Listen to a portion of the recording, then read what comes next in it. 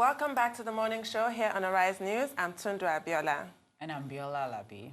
The legal representatives of President Muhammadu Buhari only recently called to question the citizenship status of a former Vice President, Atiku Abubakar, who has gone before a tribunal to challenge the outcome of the 2019 presidential election. According to them, Mr. Abubakar should not have been allowed to contest the election in the first place because he was born in a place which was not legally a part and parcel of Nigeria at the material time. A lot of debate has been generated as a result. Well, for more on this, we are now being joined from our Rise Abuja studio by a man who was born in those parts and under the same circumstances, Ibrahim El-Sudi, who is also the chairman of the All Progressives Congress in Taraba State. Welcome to the program. Thank you very much. Good morning.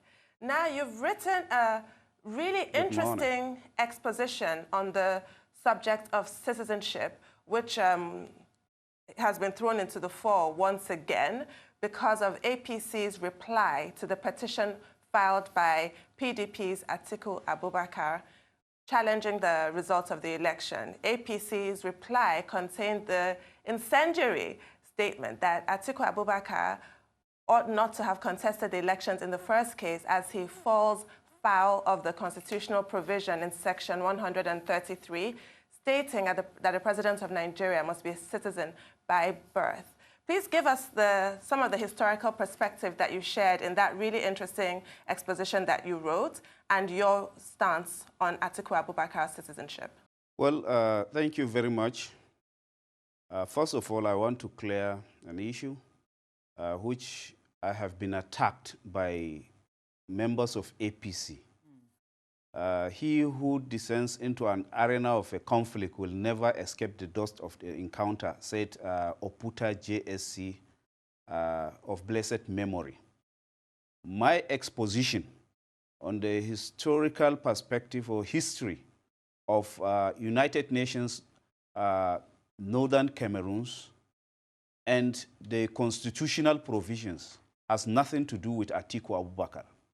It has to do with the indigents or the inhabitants of those areas, particularly in Taraba, in Adamawa, and Borno states.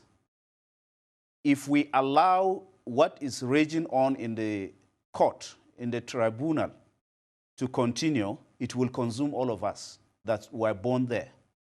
Therefore, I have to come out with a strong position on this issue. That's for the clearance.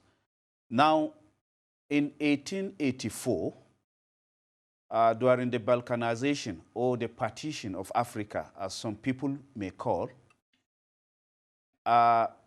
Germany had the opportunity to have Cameroon. The Cameroon is spelled K-A-M-E-R-U-N, covering the French-speaking Cameroon and then the Anglophone speaking or English-speaking Cameroon. During the First World War, from 1916 to 1918, Germany was defeated in 1918. So in 1916, briefly from 1885, when it occupied those territories, which I said are in Adamawa, Borno, and Taraba, after it defeat in the First World War, then the League of Nations then, which was formed in 1922, took over the area being governed by Germany and entrusted it into the hands of Britain and Northern Ireland. Now, in 1945, when the United Nations was formed, it used to be called Mandate Territory under the League of Nations. But with the formation of the United Nations, it now turned out to be trust territory under Article 76 of the Charter of the United Nations. A trust territory or trust agreement or this trust system was formulated. And therefore, the northern and southern Cameroons were being governed by Nigeria because Britain could not independently assert its authority there. So it annexed it to Nigeria. That's the northern and southern Cameroons. And the Cameroons is spelled Cameroon. But Republic du Cameroon, or the French-speaking Cameroon, was called Cameroon with Cameroun. So it was being governed by France. Now, the northern Nigeria governed the northern part of the Cameroons. Then southern Nigeria, with headquarters in Enugu, they now governed the southern Cameroons. That was how we found ourselves to be governed by Britain indirectly through Nigeria and Cameroons. Now, in 1959, under Resolution 1350, there was a resolution by the United Nations. Because after the World War, in 1945, the Second World War, there was agitation for independence by African countries. And therefore, the northern and southern Cameroons cannot be left out. They were also agitating for independence, but they were too small compared to the main Cameroon and main Nigerian countries then. Now, the resolution 1350 stated that these areas should be given the opportunity to vote either to join Nigeria or to join Cameroon after independence in 1959. That was in March. And a plebiscite was conducted in November 1959, in which, because of the intimidations and high-handedness of the rule of Adamawa province, which was a province in northern Nigeria, now places like Ganye in Adamawa and Mambila in Taraba, Mambila Plateau, they opted out to be independent. They refused to vote to join Nigeria in 1959, November 1959. That did not go well with the authorities of northern Nigeria, who were agitating and calling on our area to join Nigeria. They filed a petition at the United Nations, having filed a petition that they wanted a repeat of the plebiscite. Then Resolution 1352 of 1959 was also passed by the United Nations, stating that Southern Cameroon should have independence from October 1960 up to October 1961. But Northern Nigeria should have its plebiscite around March or February 1961. This was what happened, and after rigorous campaign by Sardauna and his lieutenants, they promised the people of northern Cameroons that they will never be under Adamawa, which was suppressing it, because there were a lot of maladministration, which the natives were not comfortable with. With the intervention of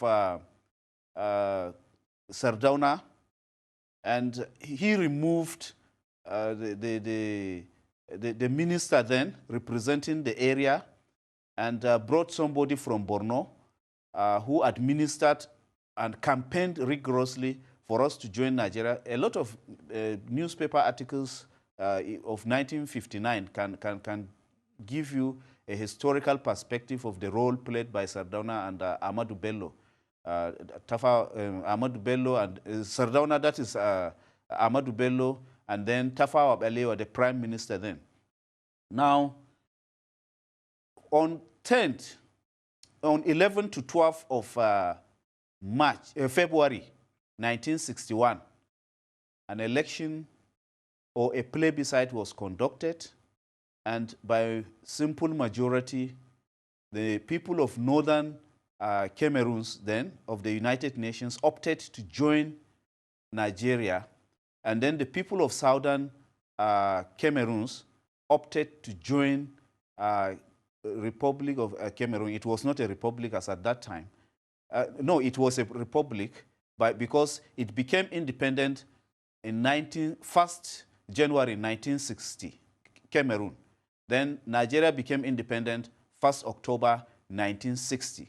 So a plebiscite was conducted in 1961, where we opted to join Nigeria, and the southern Cameroon opted to join Cameroon.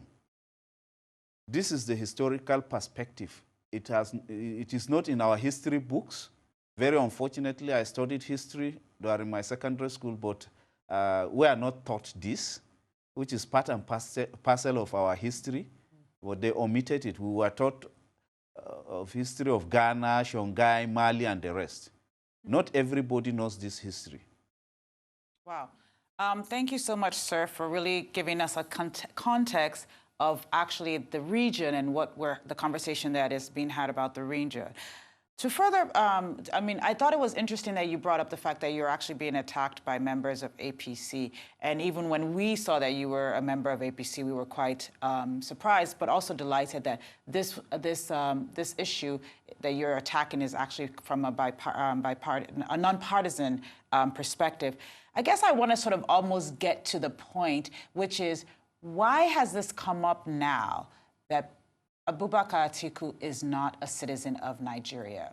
Why is it now that why is it coming up now rather than when he registered? Why wasn't he disqualified on this basis, if this is even an issue at all? I just want you to address specifically why now and what it means and how, like you said, how this can consume people of the region in the future. Well, I'm not competent to say why it is coming now, but I know as a former member of the House of Representatives, I attempted to amend Section 25 of the 1999 Constitution, which passed the first and second reading. It was referred to states. More than 24 states in Nigeria endorsed the amendment, wherein I postulated, or rather amended or altered, to say the language of the Constitution, to alter the Constitution to accommodate those of us that are from United Nations Northern Cameroons to be recognized as citizens by birth. Because if you look at Section 25 of the 1999 Constitution, or Section 23 of the 1979 Constitution, it is completely silent about the citizenship of those that joined Nigeria as at 1st June 1961, which is a very serious problem as viewed by me then. It was amended. Unfortunately, the president then, that's Goodluck Jonathan, did not sign that particular alteration due to some supervening reasons. Certain amendments were made in the Constitution which he was not comfortable with, and therefore that amendment, that alteration could not, get the blessing of his signature. Now, after the issue of Atiku came up, I was so pissed up. I said, well, if this thing goes like that, it means that I, Ibrahim El-Sudi, will one day like to contest for governorship of Taraba, and I will be denied, because if the case goes to Supreme Court, and Supreme Court makes a pronouncement on it, it becomes a law. And therefore, it affects every citizen or every inhabitant of that area. I now went back to the Constitution. I looked at the definition of a citizen by birth, considering Section 131, which says you cannot be a president of the Federal Republic of Nigeria unless and until you are a citizen by birth. You cannot be a governor of any state of the Federation unless and until you are a citizen by birth. But for the National Assembly, which I was elected into, there is no problem because it says citizen, if you are a citizen of Nigeria, without any, restriction. You can be a citizen by birth, you can be a citizen by registration, you can be a citizen by naturalization, and therefore you are qualified to contest for member of National Assembly or State House of Assembly. And therefore, I had to go back to the 1979 Constitution. Having gone through, I realized that there was even no need for me to have amended that Section 25, because Section 268 of the 1979 Constitution, which is in pari materia, that's very similar provisions with Section 309 of the 1999 Constitution. They saved citizenship acquired under any other constitution. And the Republican Constitution, the Abubakarian Constitution of 1963, under Section 10, if you look at the side note, it specifically provides citizens of northern Cameroons, and it recognizes us as citizens by birth from the definitions, reading from Section 7 of the 1963 Constitution. It accommodates and recognizes those of us from northern Cameroon as citizens by birth. And it further went to fortify it by Section 17, subsection 3 of the 1963 Constitution. So if Section 268 and then 309 saves citizenship as recognized by any other previous constitution, then there was no need for any amendment. So the issue of saying any particular person from that area is not a citizen of Nigeria by birth, I think is a misnomer, it's a fundamental fallacy, and therefore it should be ignored. That is my position. Do you believe that this is how the judiciary will interpret this? Do I believe the tribunal will interpret this in the same way that you have? Well, it depends on the argument put forward by the lawyers that are going to present both parties. However, I have exposed this. This is the position of the 1963 Constitution. This is the position of 1979 Constitution that inherited, that was ushered in after the 1963 Constitution. And this is the position of the 1999 Constitution. Section 309 is very, very emphatic, is very, very clear. And to read those sections, I can do it. Because the section, which is Section 10, says, for the purpose of determining the status of persons connected with the part of northern Nigeria, which was not included in the Federation on the 31st day of May, 1961, the foregoing provisions of this chapter and subsection 3 of Section 17 of this Constitution shall have effect as if, A, for any reference to a particular date, there were substituted a reference to the last day of the period of 8 months beginning with the day of next following that date. And B, for any reference to any former colony or protectorate of Nigeria other than the second reference in Section 7, there were substituted a reference to the part aforesaid, and that other reference included a reference to the part aforesaid. Subsection 2, nothing in Section 1 of this section shall prejudice the status of any person who is or may become a citizen of Nigeria apart from this subsection.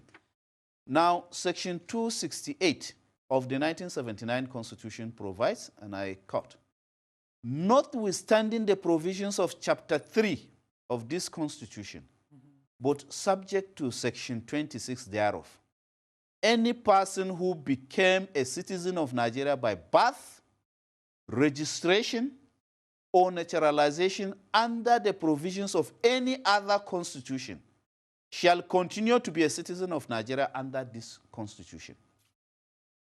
Now, the only impediment on being elected to any position, whether National Assembly, House of Assembly, governor or president, if you look at Section 307, it stipulates that once you are a citizen by naturalization or registration, you cannot contest within 10 years of that registration of naturalization, within 10 years.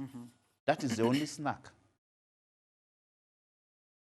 So now, apart from what you have clearly explained, you've taken us through the constitutional provisions and really made a case for the validity of your citizenship and people in your position, including, allegedly, Atiku Abubakar. There's also his argument that he is a Nigerian citizen by birth because his father was born in present-day Sokoto and his mother was born in present-day Jigawa.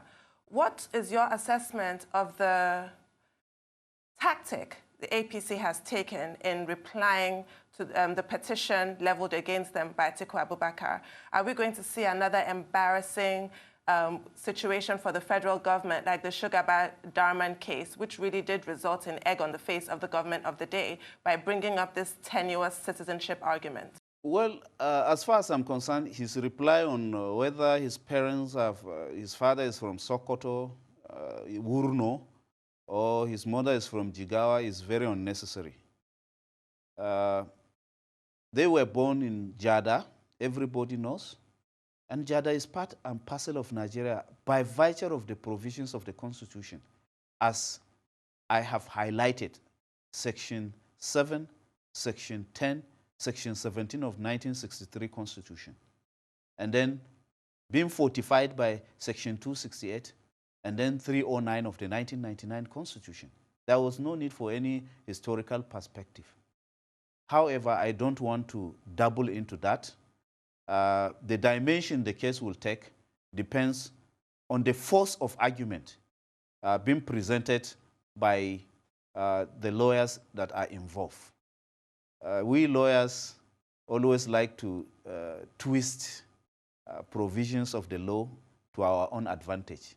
But without even challenging, without even presenting a preliminary objection, I mean, if we go into the merit of, Atiku Abubakar's case, I mean, flatly, I believe APC will defeat him in that case, because the figures which he dished out, saying it emanated from the server, which has been flatly denied by INEC, is sufficient evidence to throw away that petition.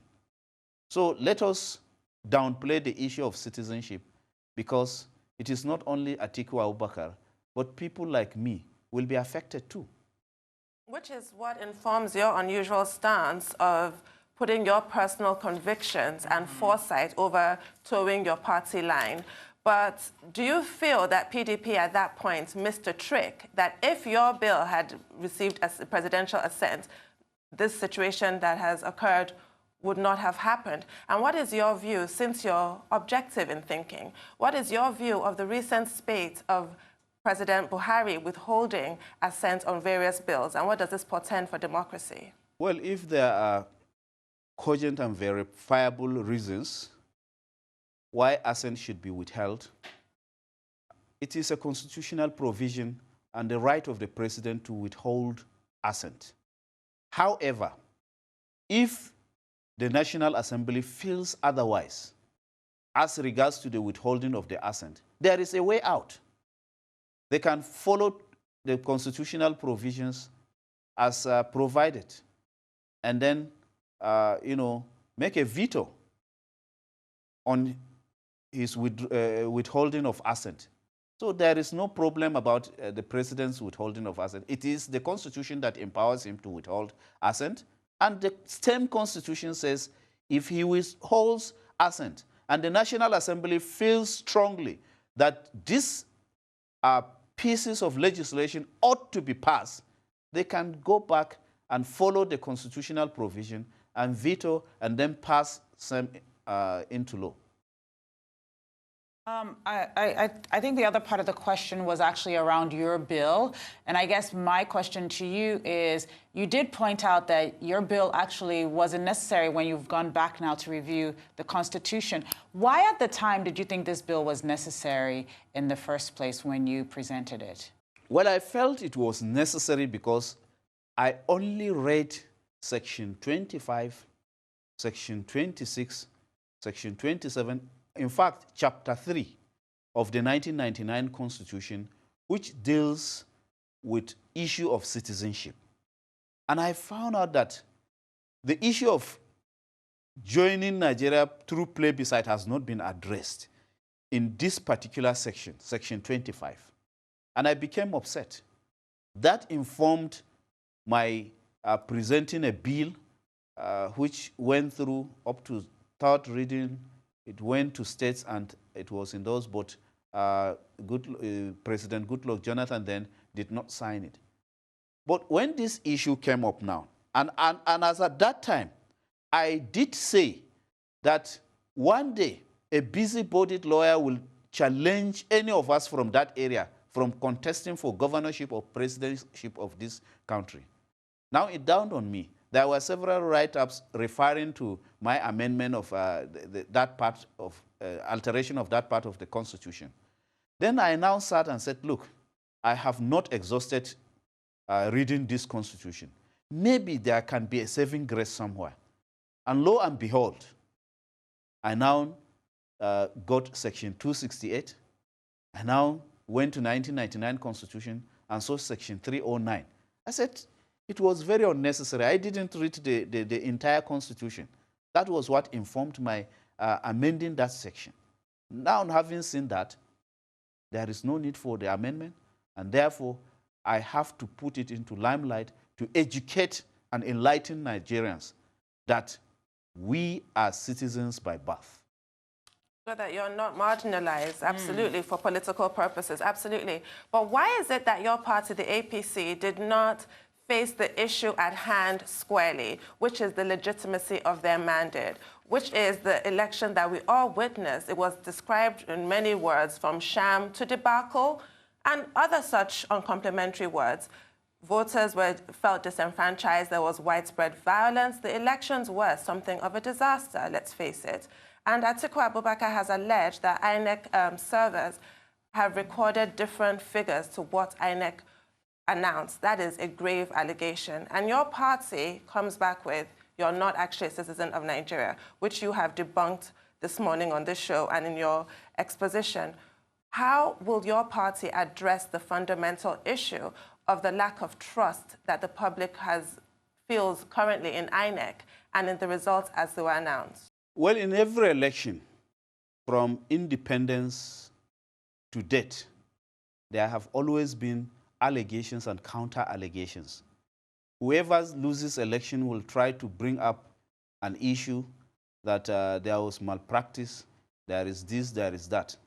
That is why the Electoral Act, the Constitution and the Electoral Act have provisions for you to ventilate whatever misgivings you have about the conduct of elections. I cannot speak for other parts of Nigeria, but in my state, yes, as at now, we are petitioners because we felt there were some malpractices as been done by PDP and INEC. So it is our right to go to court to prove. Certain allegations are criminal in nature. You have to prove it beyond reasonable doubt, not on balance of probability. Therefore, my party is right to put forward whatever defense it has. PDP equally has the constitutional right under the Constitution and the Electoral Act to go to court and ventilate or air out whatever grievances they have. There is nothing untoward about they are going to court, or filing a petition in a tribunal. Okay. I have a question for you, which is really around this whole issue of the plebiscite, as you mentioned, has been something that has been omitted from our history and from our discourse and conversation. You're here now debunking this and really shedding some light on it. You have written a piece. How do we get the issue of citizenship actually out there, especially for people of this region, so that people actually understand the context and in which this is being protested, and also the context in which and the basis of which this conversation can come up in the future again? How does this become part of sort of our knowledge of what happened in the Northern Territory in Nigeria? Well, how do we get out of this quagmire? How do we recognize the people from Northern Cameroon as citizens by birth? I have already stated the Constitution has recognized that. The only thing we can do is let the case go into full-fledged case, let the courts make pronouncement, and the Supreme Court will have a final say. And if the Supreme Court makes pronouncement based on my exposition or based on my observations and my position on it, then it becomes a law. Because I was afraid if we leave out this issue without enlightening, without exposing these constitutional provisions, and the Supreme Court makes a pronouncement, it becomes a law. For you to set it aside, it becomes a Herculean task, because you will have to file a case, an issue of locus standi, and others will be brought up. Now, the Supreme Court can set it aside based on the fact that, look, as at the time we filed these things, or this issue was argued, we didn't expose, or rather pinpoint to the provisions of the Constitution. Therefore, we now discover that section this and that has covered this issue. The Supreme Court can reverse itself. So once this issue is thrashed out in the court, it becomes a law, and it will clearly define the issue of citizenships of United Nations Northern Cameroons. However, I want to pinpoint an issue. As at now, the Anglophone part of Republic du Cameroon are agitating for independence. And this is due to the lackadaisical attitude of United Nations, Great Britain, and the plebiscite commission of the United Nations. The Southern Cameroonians are saying that we were not given the option provided for under Article 76 of the UN Charter. If you are under trusteeship agreement, which was signed in on December 13th, 1946, entrusting us into the hands of Britain, they are now saying you only have the option of self-determination or independence, not giving us the option, two options. Do you want to join Nigeria, or do you want to join Republic du Cameroon? That shouldn't have been the case. It should have been three questions. Do you want self-determination? Do you want to join Republic du Cameroon? Do you want to join federal, as at that time it was not a federal republic until 1963, or do you want to join Nigeria? These options were not given. We were given only two options. Now, their argument is that in that resolution, 1961 resolution, the United Nations clearly says that after the plebiscite is conducted, there should be a union, an agreement of the union with the Republic of Cameroon and then Nigeria. Northern Cameroons with Nigeria. Now, there was no agreement of the union at all. There wasn't any agreement of the union. What simply happened was that Tafawa Balewa, in the absence of Ahmadu Bello, who was the premier of northern Nigeria, went to Mubi, which was the provincial headquarters and then said, as from today, you have become the 13th province of northern Nigeria. The 13th province. There was no agreement of the union with the House of Assembly, which was in Kaduna then, or the National Assembly, which was in Lagos. There wasn't any agreement. He simply made a pronouncement, and we were included in 1963 Constitution. And by Article 102 of the United Nations Charter, after any agreement is entered into, you have to go back and register that agreement with the Secretariat of the United Nations. Thank you so much. By subsection 2 of Article 102, if you don't make such,